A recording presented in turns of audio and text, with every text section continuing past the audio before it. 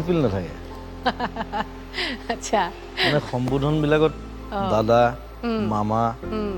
কিবা এটা এপিল এটা আছে ধুনীয়া ভিনদেউটোত মানে কিবা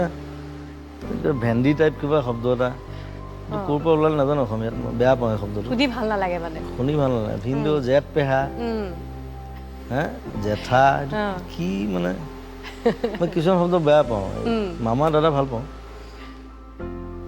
দেউতা মা এইবিলাকতো বঢ়িয়া লাগে কিন্তু ভিনদেউটো কিবা কাৰণে মই বেয়া পাওঁ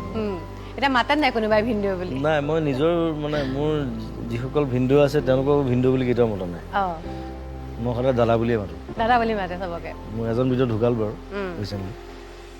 চ' মই সেই শব্দটো বেয়া পাওঁ জেঠ পেহা বেয়া পাওঁ বৰ্তাটো নামাতে বাৰু দুই এজনে মাতে দুটামান ল'ৰা ছোৱালী আছে সেইটো চলি যায় গ'লে এই কেইটামান মানে কিছুমান সম্বোধন বৰ ভাল নালাগে মোৰ কোনো এপিল নাই মানে আচ্ছা ঠিক আছে ষ্টাইলিছ কিবা এটা এপিল এটা থাকিব লাগিব ইংলিছত ভাল যে আংকো অ'কে এটাই শব্দ এই খুৰাই মায়ে হওক দাদাই হওক আংকো চলি যায় নহ'লে নাম কাঢ়ি মাতে তাহাঁতৰ চিষ্টেমটো মানে একদম চিধা সেইটোকে জোকাবৰ কাৰণে মানে নিশিতা বাই আপোনাক